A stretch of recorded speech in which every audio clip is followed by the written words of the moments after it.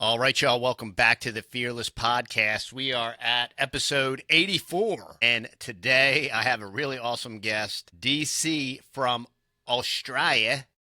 And I know always like to do my impersonations, and I'm terrible at it. But DC reached out to us on our YouTube channel. He made a comment, and then I started like diving into his story, and it is fascinating. So I asked him to come on the Fearless podcast. DC, before we get started and you introduce yourself and all that stuff, every guest on the Fearless podcast gets a gift. Do you drink coffee? No, I don't. You're not a coffee drinker. Okay, No. never mind. Well, then my Thank you. my gift will fall flat. So I usually send somebody out. We have K cups and whole bean and ground, and I usually send out coffee. But if you don't drink coffee, there's no sense in sending you coffee. Thanks for the thought, though. I thought the thought came. So, DC, maybe you could introduce yourself and maybe kind of dive into your story. This has been a kind of a long, drawn out process, and maybe you could kind of bring us up to present day. For present day, that makes a long story, but I'll try and make it as short as possible. Yeah, my name's DC. I go by David C or DC. I originally started a YouTube channel, trying to get people to, well, try and show them what I do to manage my disease and try and inspire them not to give up, because I've seen a lot of people give up in the past for small things too recently. And I'm trying to help people to sort of navigate their health as well. Originally, I'm a strength and conditioning coach. I also do breath work and a lot of spiritual stuff now too. Breath work is one of my favorite things to do. So my story starts with, back in 2011. I was living in Japan. I lived there for about 10 years with my wife. She's Japanese. And I lived on the coast of a prefecture called Miyagi. And in March of 2011, we were hit by a 9 magnitude earthquake, and then the tsunami afterwards. You guys probably know about the Fukushima power plant and everything like that, yeah? Like, we live just north of the power plant where the earthquake actually hit. And so we spent most of that year was obviously surviving, recovering, and trying to rebuild and that sort of stuff, clean up and everything like that. At the end of that year, I decided to come back to Australia, where I live now, to visit my family and spend Christmas with them and just come over for a 2-week holiday. It was really more so honestly, just to get them off my back, because they were nagging me to go back to Australia. It was like, you sort of, but my life was in Japan, so I was determined to sort of keep going with it. My life, my business, my career, my home, everything. So I just come over for a holiday just to show them, look, I'm fine, everything's good. But through that year, I had a lot of niggling problems. Like I was getting injuries, I was getting sick all the time. I had abdomen pain and things like that. But I thought it was just part of the course. I was getting old. I was 38, and I was slowing down a bit.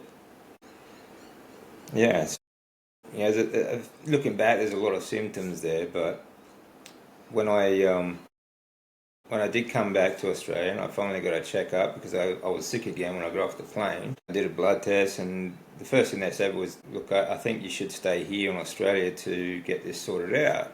It was a bit confusing. I was there by myself. My wife was still in Japan. And I said, well, okay, well, what's the problem? He said, well, we're going to need to do some tests, obviously. But it took about 2 weeks all up, and they sent me to a hospital in the city, because I was staying at my parents' place. We were out in the countryside, so about 4 hours drive from the city to the hospital. And they admitted me straight away and did another barrage of tests. And they diagnosed me with very high stage 4 follicular lymphoma, a type of blood cancer, with a couple of complications. One of the complications being that I had a large tumour wrapped around my aorta, about the size of a football, and because of the size of it, it was sitting on both of my kidneys. It had decimated my left kidney, and my right kidney was down to just 12% flow capacity. So they gave me, at the outside, if I looked after my kidney, 2, maybe 3 months to live, maybe on the outside. And so it was basically a race between the cancer and the kidneys. That's, who was going to kill me first, like those, they were neck and neck. And yeah, so my whole world just came crumbling down. I thought I was healthy. My whole life was fitness and so on. And to stay here in Australia and to treat it meant that giving up my whole life in Japan as well, everything that I'd built. Luckily I have an amazing one. So she was on board with me getting it treated, which was, it was really tough. You sort of go through those stages where, you lose everything in a matter of moments. It was kind of tough with the earthquake. We lost a fair bit and we lost a lot of work and things like that. But then, we rebuilt and we thought everything was going well. We're going to get back on track. And then everything just got taken away again. And again, just in a matter of, a couple of sentences, like, you've got stage 4 and, this is the only way you can treat it. This is it. Part of the diagnosis is, with follicular lymphoma, there's no cure. It's inoperable, and they couldn't even operate on the tumor, even though there were many other tumors. All my lymph nodes were also tumors as well. They were all malignant. So it was just everywhere. Multiple kidneys and multiple organs and other things. But the prognosis is that it's a forever cancer. That even if you survive treatment, it will eventually come back. The best you can hope for is a remission period. No one can tell you how long it's going to last, but you will need further treatment for the rest of your life. So basically, that's it. This is as good as it gets, and the rest of your life you're going to need chemotherapy treatments to manage it. You can't cure it, but you can manage it. So it's very negative, sort of straight from the outcome. From the start of it was all very negative. Like, this is it. This is as good as it gets, and it's only going to get worse from here. And the kicker is, the more we treat it, or the more intense the treatment, the shorter the remission periods will be, and the more intense the treatment will be. But I'm already stage 4, so I was already starting with a very intense chemotherapy regime. So it was like, there's just no hope of a future. This is the way they sort of bring it across. And my wife came over to visit me while I'm in the hospital getting this diagnosis. Right before my treatment started, she had to go back to Japan because all she could get off work was 3 weeks. And so she had to go back to Japan and sort of get rid of everything, like get rid of our home and car and my business and everything, just shut it all down. And then she was going to join me in Australia. The problem with that was that I only had the outside maybe 3 months to live, and it was going to take her longer to do that. So we didn't think we'd ever see each other again when she went back. So it was a really tough sort of period, those few months. So I spent that year.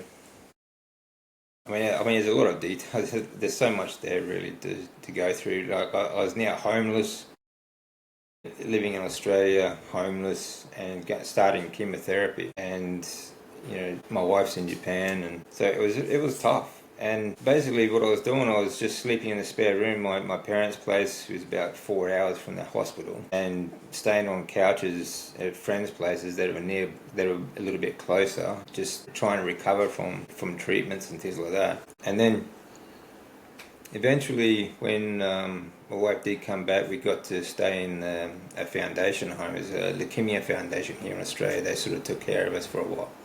While I'm on treatment, I could stay there with them. So that was really good.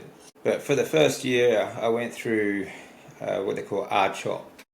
R-CHOP has 5 different regimes of chemotherapy to go through on a 21-day cycle. Now, at the time, I'm thinking, well, there's nothing I can do about it. All the experts are telling me that it's just bad luck. It's got nothing to do with lifestyle or anything like that. It's just genetics, right? So, I gave up thinking, caring about, what I was eating or calories or anything like that.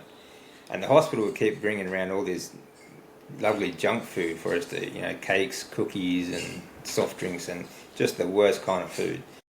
All the meals there, I couldn't even eat the meals. They were so bad. Like, they bring around for breakfast like pancakes and ice cream and that sort of stuff, all carbs, all sugar. But, the pancakes looked like they were about 12 months old. It was like, it's just shocking. Even then, I knew they were trying to kill us with the food.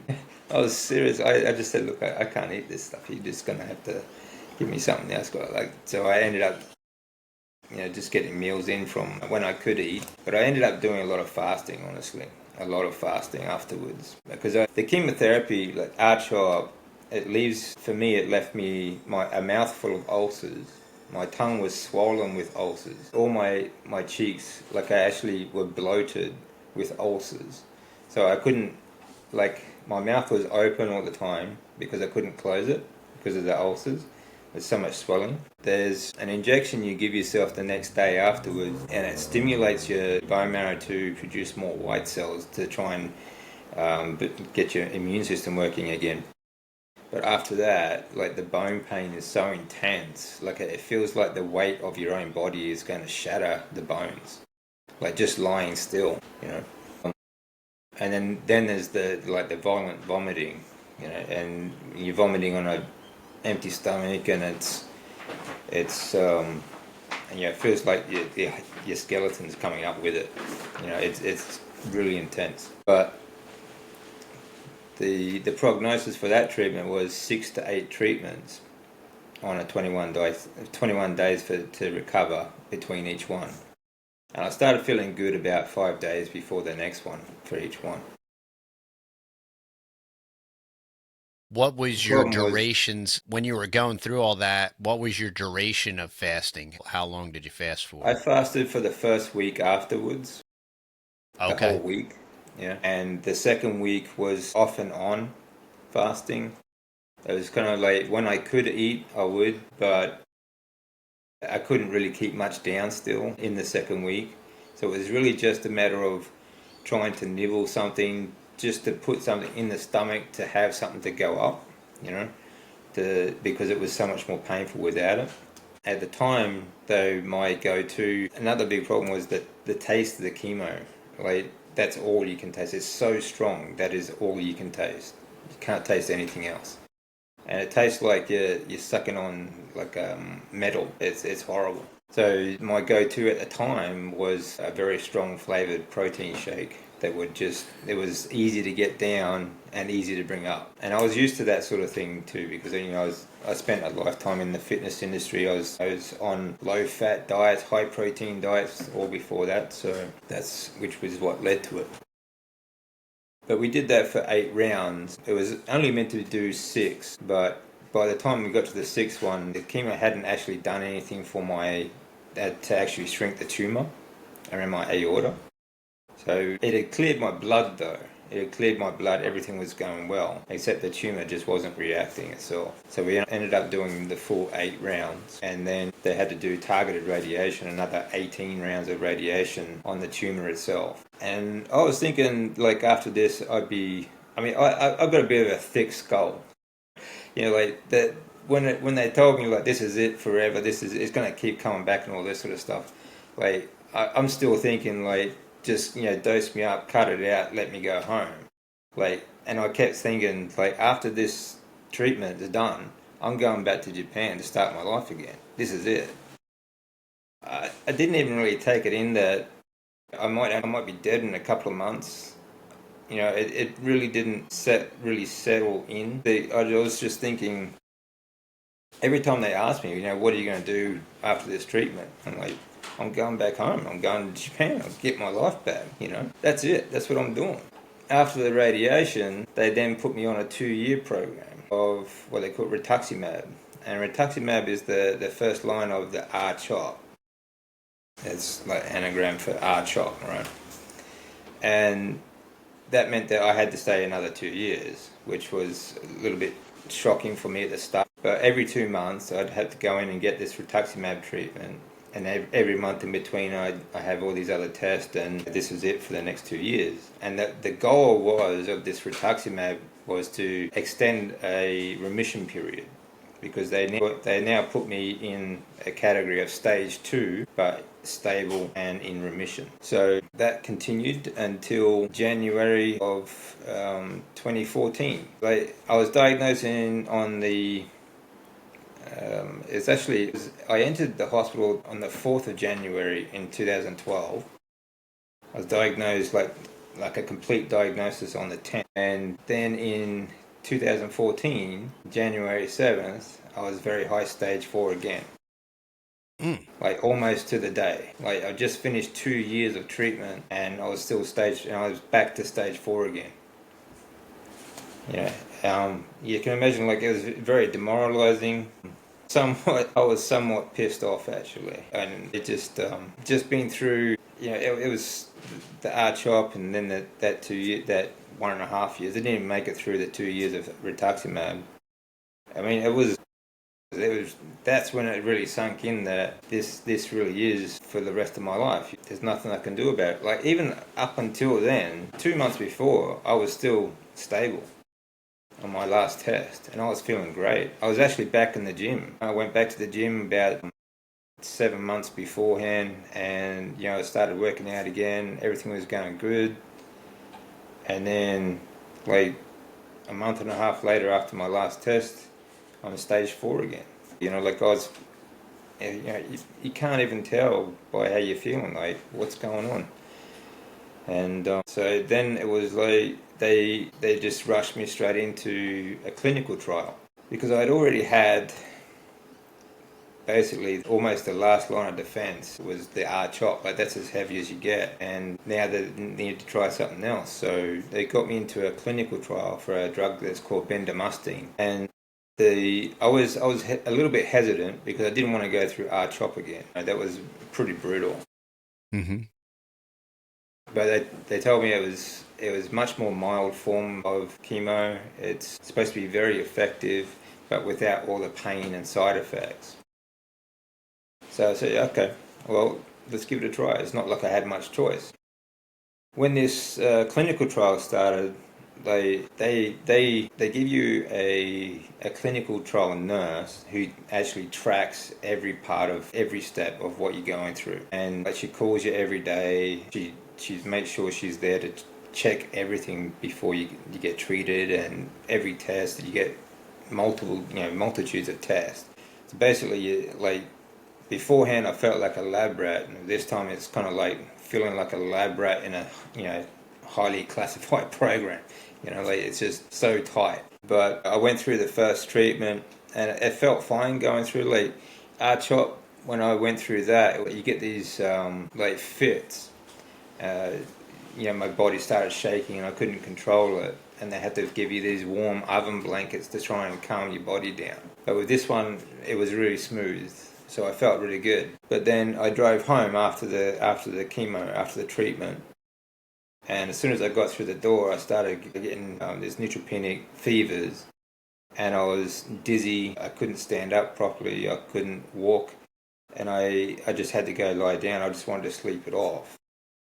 But my wife called an ambulance to take me back to the hospital. By the time I got to the hospital, my fever was over 42.5 degrees Celsius. And if I'd slept it off, I wouldn't have woken up the next day. These neutropenic fevers just really almost killed me. So they decided to keep me in hospital for a few days over the treatment to try and keep an eye on my fevers and try and bring my fevers down. And they started bringing it down by treating me with a low-grade painkiller and my fluids and things like that. So try and control the fevers. But it just meant that I was neutropenic, and it had shut down my immune system, and that's why I started getting these fevers. So I had to be careful. A small cold or fever, a flu would have killed me. This happened every treatment from then on.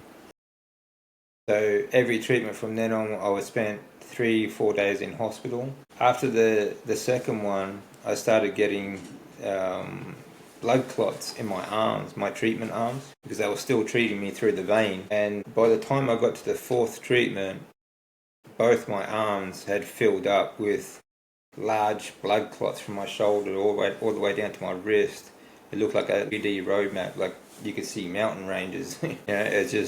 They were so thick and long, which is a bit scary. But they assured me, they're just superficial veins, so they should be okay.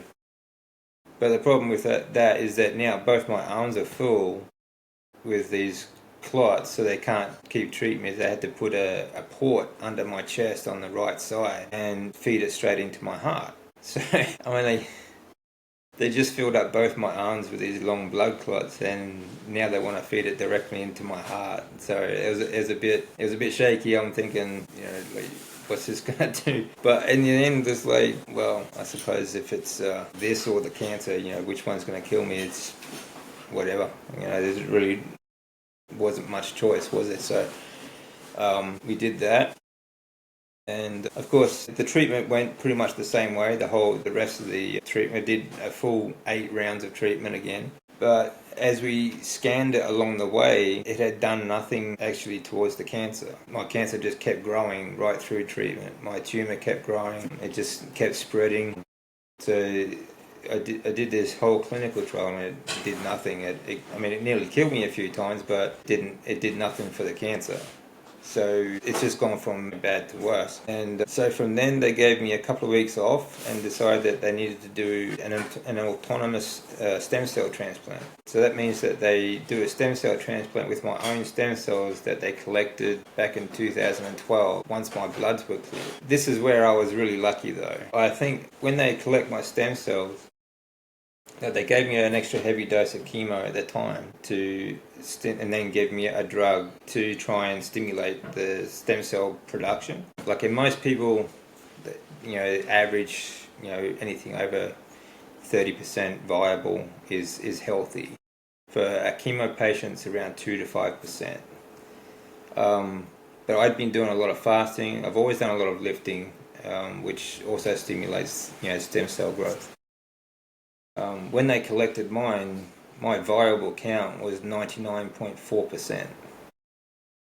So my oncologist couldn't believe it. He had to double check it. So I was really lucky that way. My stem cell count was very strong. But when it came into the stem cell transplant, they had to go particularly heavy dose again because my cancer just kept growing right through that clinical trial. So it was a week straight, 24 hours of chemotherapy, just pumping through 3 different tubes, just going through 24 hours at a time for 7 days. Like, it just absolutely annihilates, like it kills everything. And on the 8th day, they feed my stem cells back into my body to try and restart everything. It's kind of like a reset button, And they do this by a Hickman line. Now, I had a port on the right side of my chest under my skin, but a Hickman line is 2 tubes stuck, to go directly into your heart, and they have 2 connectors come out. They actually hang out of your chest with 2 connectors so that they can feed the chemotherapy directly through to your heart. I still had blood clots in my arms too, so they couldn't feed anything through there. So I had 2 tubes going on that one. I had another one on the other side of my chest for fluids to try and keep my fluids up. About a week after all this started, I got an infection in the tubes in the Hickman line. So then they had to decide whether to keep it in and keep going or not. They decided to keep going, of course, but they couldn't do it with the Hickman line, so they had to pull that out. That was kind of a funny story, actually. When they put it in, obviously you're under, you have an operation, and then you come out, you wake up, and you got these tubes out. But when they pull it out, like, one nurse just braced my shoulder, another one just yanked it out. It was fairly brutal. And then they just stick a bandage over it and say, "You'll be right." Rub some dirt on it. Little Hello Kitty band-aid on top. "You'll be right." But it was funny. It was funny at the time. But because I was now, I had this infection, I had an infection in my heart. I went AFib. I was neutropenic. They quarantined my room. No one is allowed in or out except obviously staff, but no one's allowed in or out without. They have to put little booties on, a big, full robe, mask and hat and everything like that. And I was like that for a week. And because of the infection, my heart's, because of not just the infection, the chemotherapy, it destroys your organs. It really does. Because it kills the same enzymes that for your organs. Cancer enzymes and organ enzymes use on the same frequency, sort of thing. And when the chemo comes in, it just kills everything. So it's destroyed my organs, and my body's so dried out now. It's incredible. Basically, I I was microwaved. I just tell people I was microwaved, basically. It cooked everything. It cooked my brain and everything else. And it's from there, like, it just kept going downhill. It's like I stopped breathing.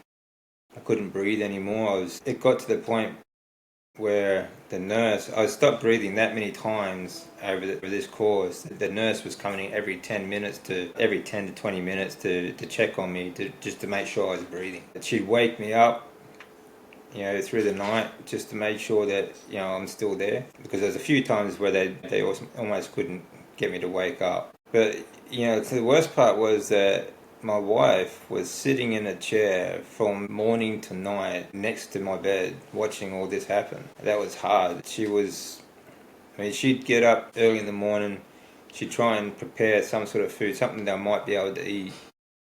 And usually it was only like frozen jelly, or jello, I think you guys call. And then she'd spend the whole day there with me, just taking care of me, making sure I was all right. A lot of that I wasn't really even awake for, so it was tough on her. After that, for the next 3 years, she'd wake me up every now and then just to make sure I was still breathing. That's how hard it was on her. It's got a bit annoying, actually, when I'm trying to have a nap. In the middle of the night, she'd shake me up, and I'm like, just checking your breathing. But yeah. But yeah, it was tough. There's a few times there, a touch and go through the transplant. I almost didn't make it. But the worst part was when I did get out of the hospital about 6 weeks later, because I was so cooked. Like, all my tissue was so dry. Like, my bone tissue, it was really frail. I wasn't producing. After chemotherapy, it really damages your bone's ability, marrow's ability to produce platelets and white cells and things like that. So bones are fragile, they're weak. Muscles were fragile, they were weak, and they were so tight, they were so dry. Like, just even closing my hand felt like it would break the muscle fibers in my fingers. Like, I couldn't hold a cup. Like, I just couldn't hold it at all. I couldn't move. So I basically went from the hospital bed to my bed, which we'd only just moved to, actually, because, through all this time, we had to find a place to live during this time. We moved to a small studio that was close to the hospital just before the transplant. And it was so small, like from my bed to the bathroom and the kitchen was 2 steps, literally 2 steps. And I couldn't even do that after the transplant. I couldn't even get off the bed. I couldn't even sit up on the bed. I was just lying in bed looking at the ceiling just waiting for death. Basically, my body was just so dried out, and it was painful just to even just turn my head. I was basically frozen when I got home. So I had to rely on my wife to do everything, absolutely everything for me. And it's a horrible position to be in. For me, I like to be needed, but I don't want to be needy. I don't want to be dependent on someone else for me to get, like, I couldn't even get something to eat or drink. I couldn't even drink water on myself. Like, my wife was spoon feeding me, basically, when I could eat. So it took a long time to recover from that. And a lot of it was emotional recovery as well, psychological recovery. But physical recovery was also very long. It took me from there about 2 years before I could actually walk at a pace that I could keep pace with my wife. It took me about 7 months before I was walking with a walker, and I could get off the bed by myself. But even then, after that I was still walking with a walker for a fair bit of time, and I didn't really go anywhere. I put on a lot of weight. And of course, just lying in bed, I was getting fat. I was eating, but I was just getting fat, of course. I was still on medications too that also make you retain water, and you get moon face and stuff like that. They put me on a lot of steroids right through this whole treatment, right from 2012. So I had this big moon face, and I was quite overweight. But part of my recovery was, I think, when I did get out of the hospital, I knew as a coach, I knew I needed protein, so I tried to get proteins in. But for the first time, I was never really, I stopped worrying about being on a low-fat diet and things like that, because that's utter nonsense. And of course, it didn't matter what I really ate at the time anyway, because if you got no future, bring on the heart attack. It'd be a lot easier than going through chemo again.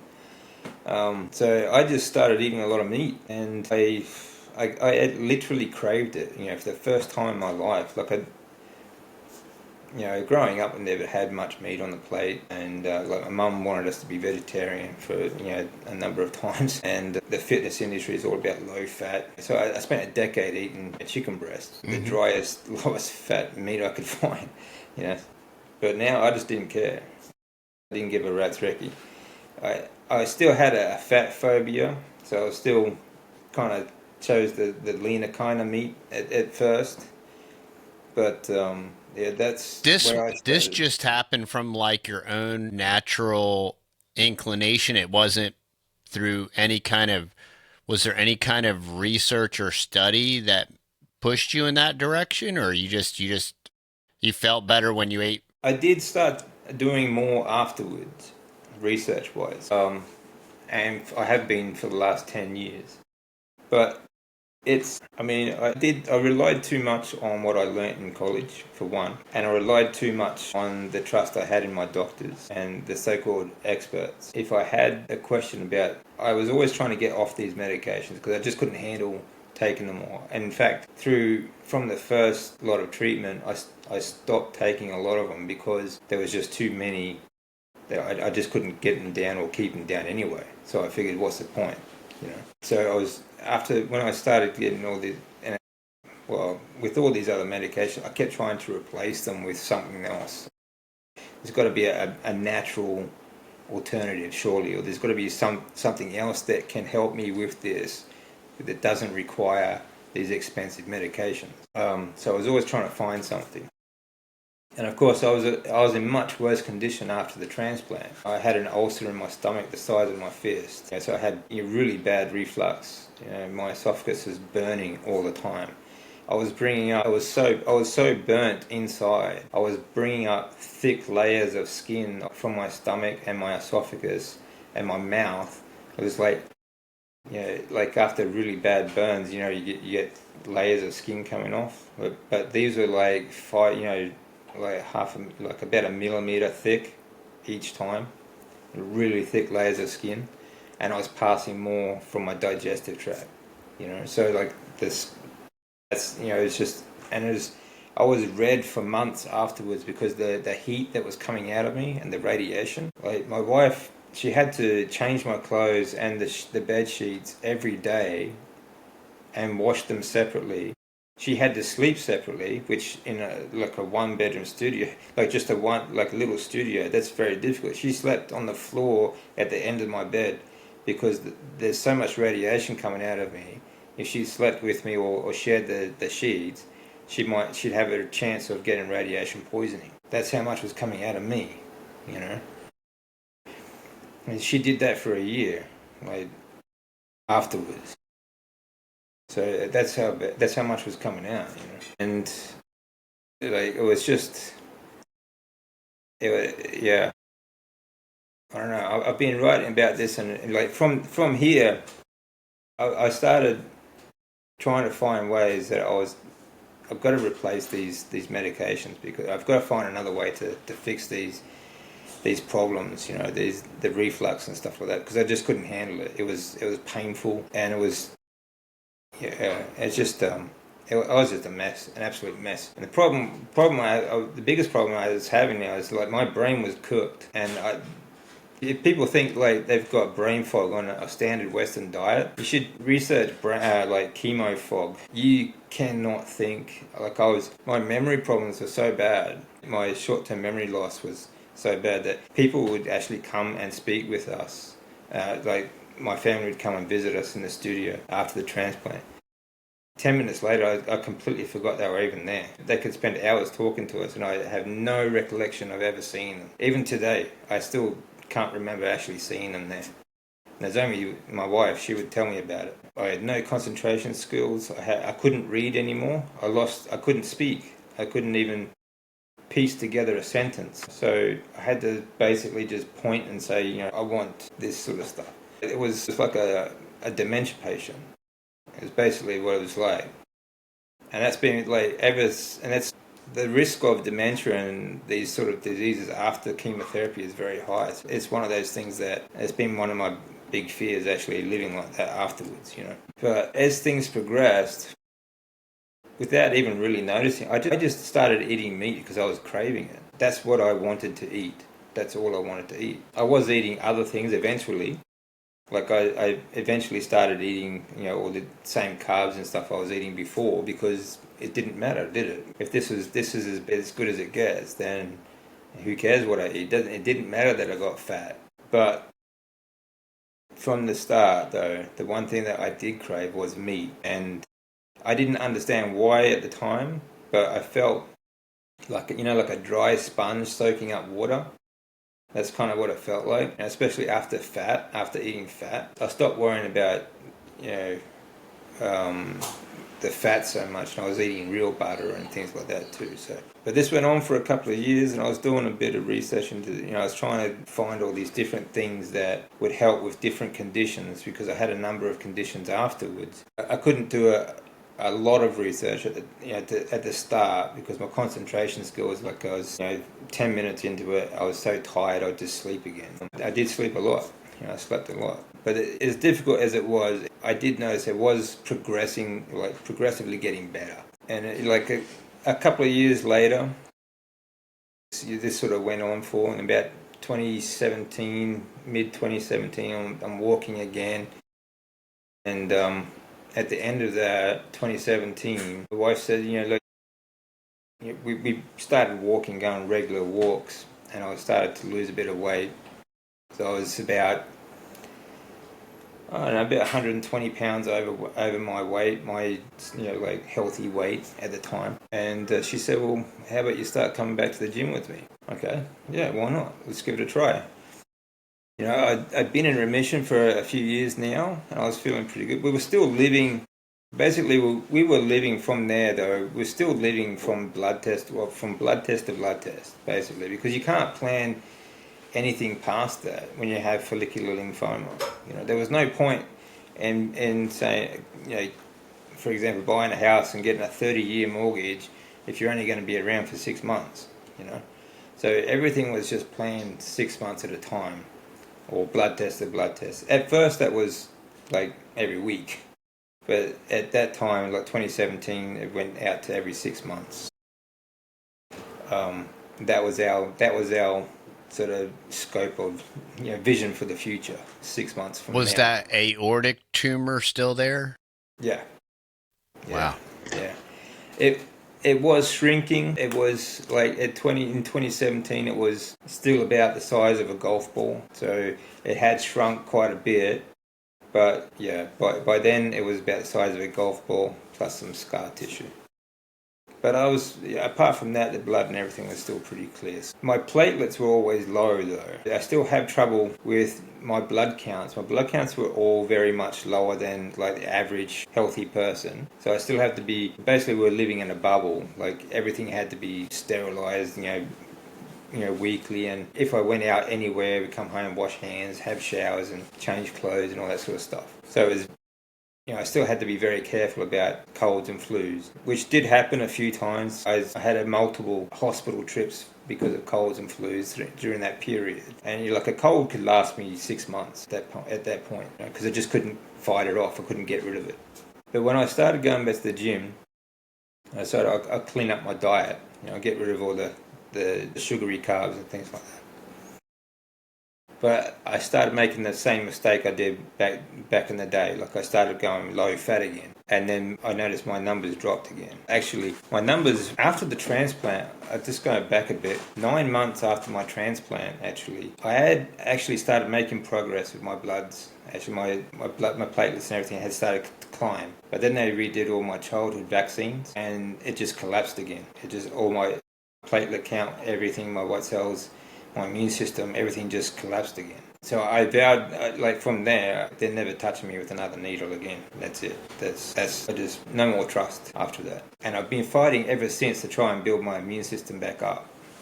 And I keep trying all these, stupid guru sort of BS about, eat these different herbs and spices. They kill cancer, they build your immune system, and all this.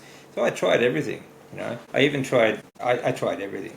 Honestly, I looked into everything they keep saying, oh, these berries have antioxidants, they'll kill cancers and all this sort of stuff, and these turmeric and all this other things, and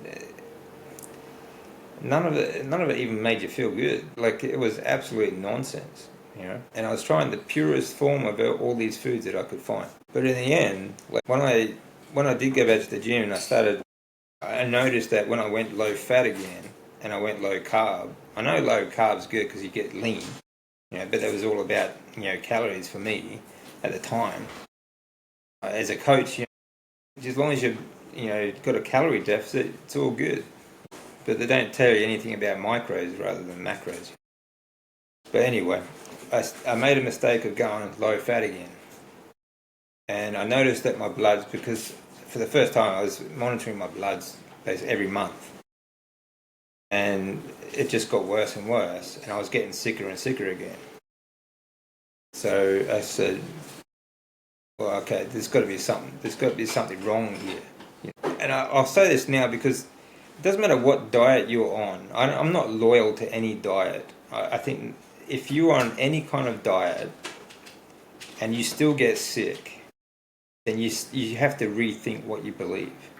And for me, that was a real turning point too, when thinking about low fat. So I basically just went back to eating as much meat as I could, and I didn't care about red meat anymore. I much prefer the red meat because I stopped eating the chicken breast so much. And I was basically a ketogenic diet.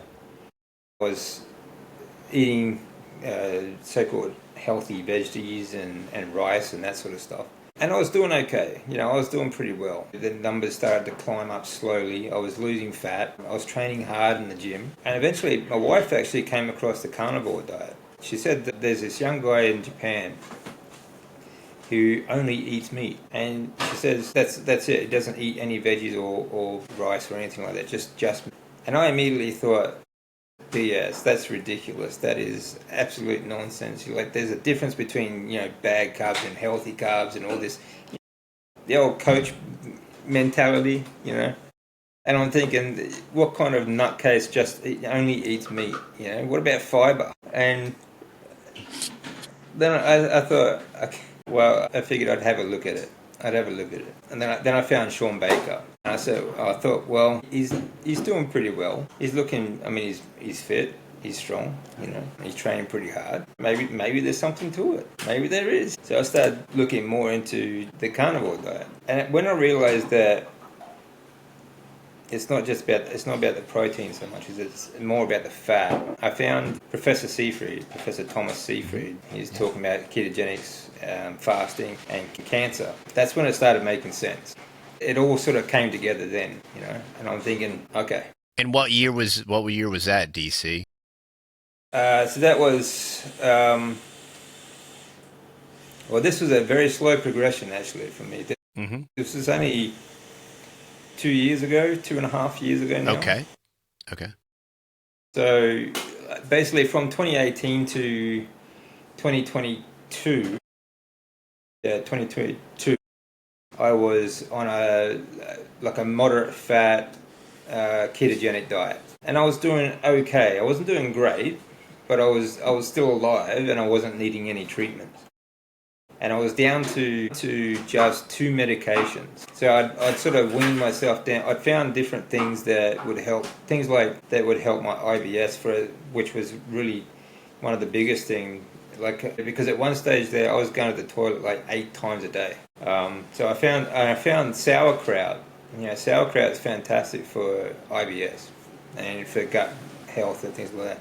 But I think largely because it's fermented in salt. You don't get much out of cabbage.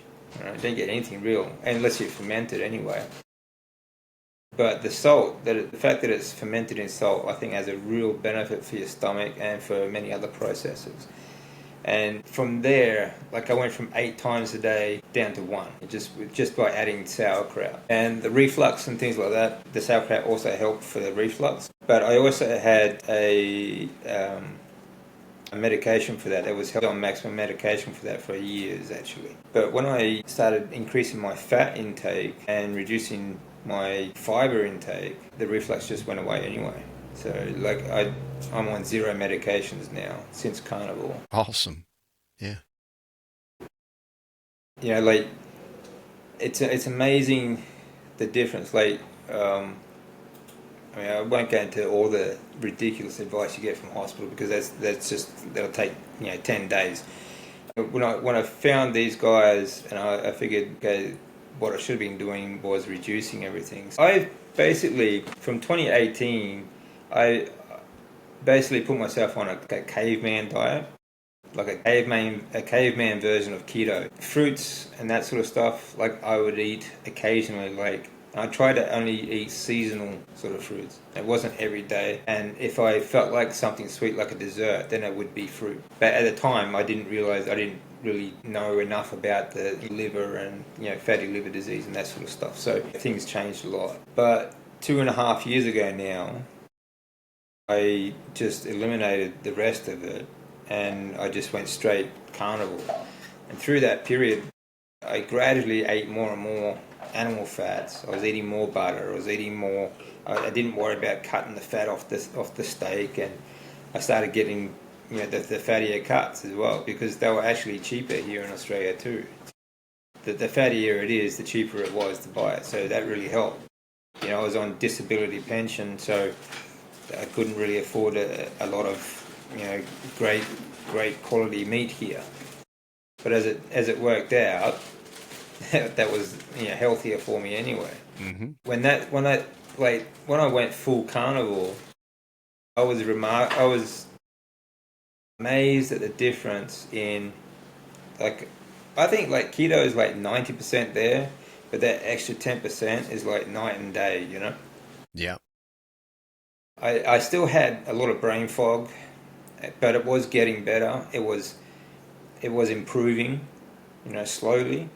But I was able to sit and have a conversation again on the keto diet. I could piece together sentences and I could read again, even analyze research and stuff again. But when I went carnivore, it's like so much more just cleared up for me.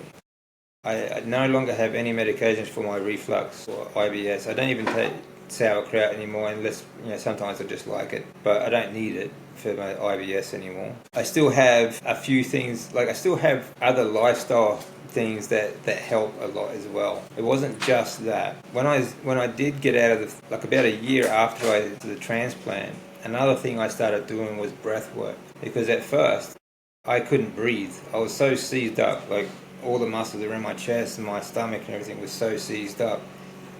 All I could do was shallow breathe. So I started doing some breath work. I found, like, just looking on YouTube, Wim Hof, and I started with that. Of course, I couldn't do that basic. I just sort of broke it down and did what I could, And eventually it got better and better, and now I've been doing that for 9 years. So I love doing breath work.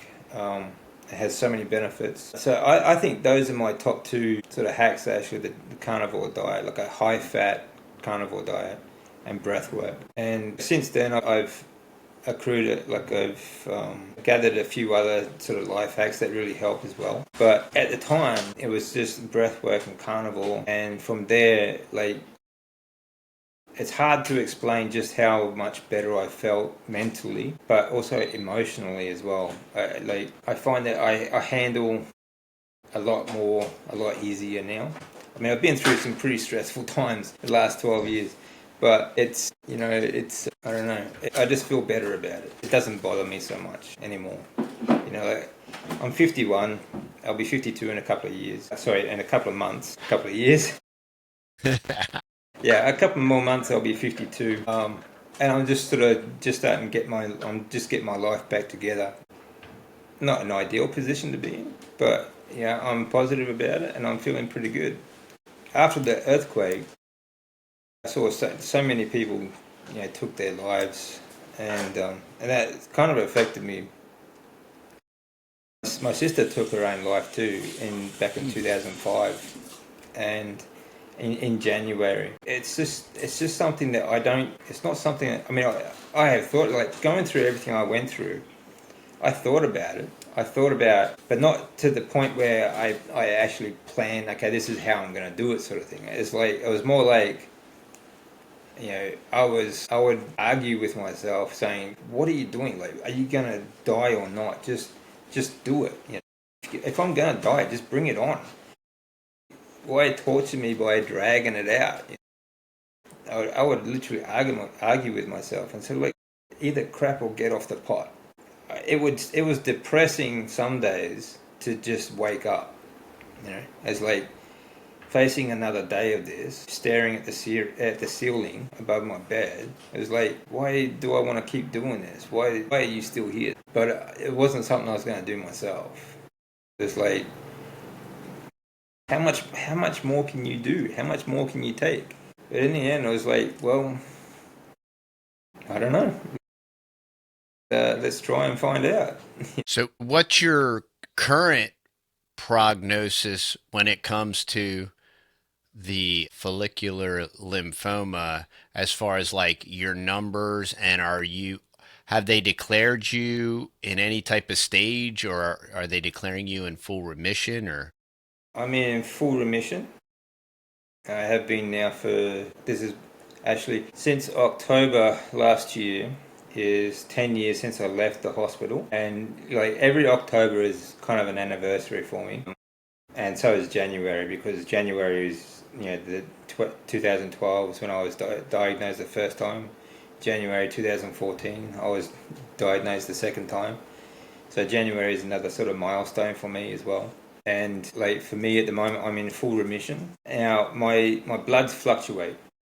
I've noticed that when like I do days where I do more of my routines or before each test, the more regular I am with my routines that I do, my life hacks, the higher my blood counts are.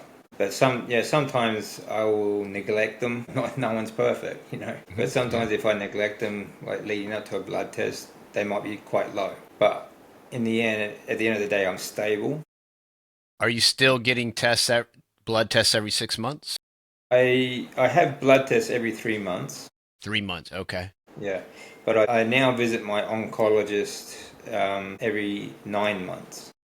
He just put Okay. that out last year. He put that out to 9 months, so that was good. But I'm a lot more confident now that I can manage this. That I am stable enough now that I can sort of get on with my life. I can start making long-term plans, and that's what I've been doing the last couple of years too. So, and I think like when I have a couple of things that most of what I do actually you can do in like 20 minutes in the morning, so it's really not that complicated, not that hard to do. So I think it's very manageable now. And yeah, now I'm trying to, like I said before, I'm trying to get my life back together.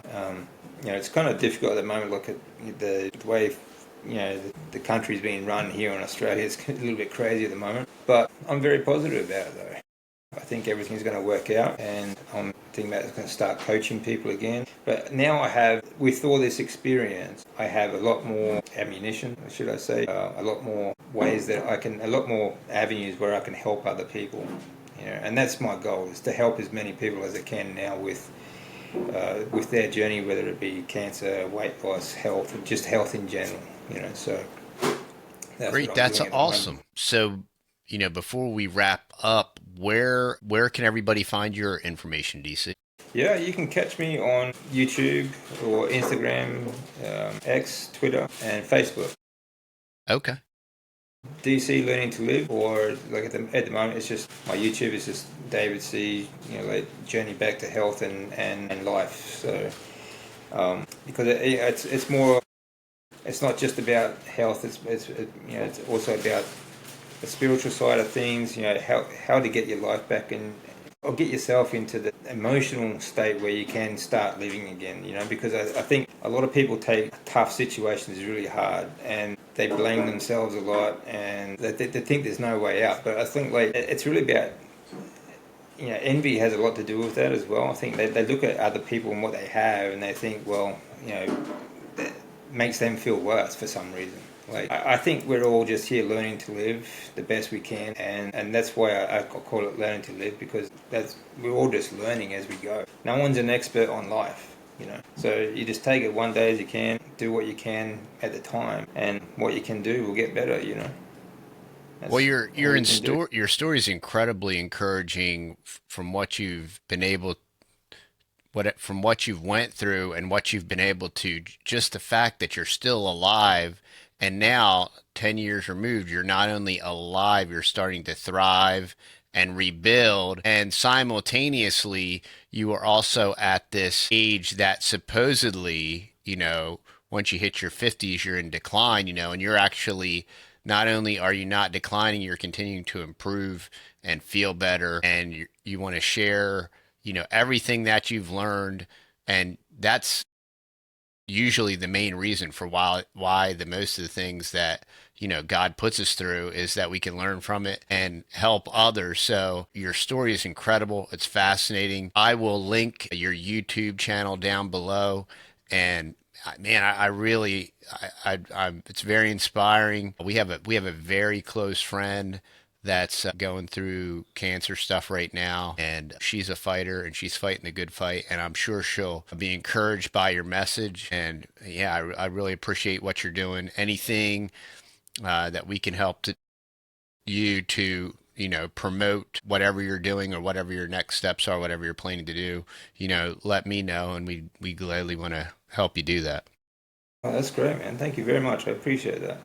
Well, all the best of luck to your friend. I mean, it's very daunting when you're diagnosed. A lot of people see it as a death sentence, and that like you give up and that you think that's it. But it's really not true. I mean, I was the same, especially the second time I was anyway. There are ways that you can fight it. I think a lot of the time too, when doctors tell you that, or they tell you that there's nothing you can do about it, is because they just haven't seen it done yet, and they think that this is the only way. The biggest problem I find with the way people look at it like that, is because they take control from you. So you're just along for the ride. That's not true. There is something you can do about it. I believe you can always improve if you have the right lifestyle changes and dietary changes. There are things that you can do to make even the worst situation make it even just a little bit better. What's your oncologist think right now about your crazy diet and everything you're doing? Actually, he's on board with the diet. He's not Okay, good. bad. He's a pretty good guy. But he thinks I'm a machine. He can't believe what I've gone through. Like he thought I was dead through the transplant, so he didn't think I was going to survive the transplant or very long afterwards. So he can't believe the difference between then and now either. But diet wise, he's on board with it actually. Great. Yeah, so that's all good. Well, But you that's can't awesome. argue with the results. Yeah, that's exactly right. I mean, that's my whole thing when I recommend the carnivore diet. I was like, you try it for 30 days, and it's a self-righting mechanism, because as you get that question all the time, oh, how do you stay away from the carbs, and how do you not cheat, and or how do you not, and it just comes down to feeling good and feeling healthy and getting sleep and feeling well and being able to function at a high level feels so much better than any ultra processed baked goods or ultra processed ice cream or anything that I could temporarily enjoy for 5 minutes. It's part of the ramifications of eating highly processed foods is part of the blessing, because when I eat when I eat something that I know I should not eat, I immediately suffer the consequences of it. And it's just like, wow, I immediately, all my inflammation comes back and I start to hurt. And I'm like, that is so dumb. So you really, it's really like your body's training yourself. You know what I mean? And your body's like, don't It's do like the that. hangover. Yeah, unless you want to It's not feel worth like the junk. hangover. Yeah, exactly. That's exactly right. And this has been an awesome discussion. Probably have you back on again at your time. Thanks for coming on. And this has been great. I will link David's information down below. Go over and subscribe to his channel. He's got some awesome information over there. Thank you so much, David, for your time. We appreciate Anytime. y'all. And thanks for listening, y'all. We'll see you on the next show.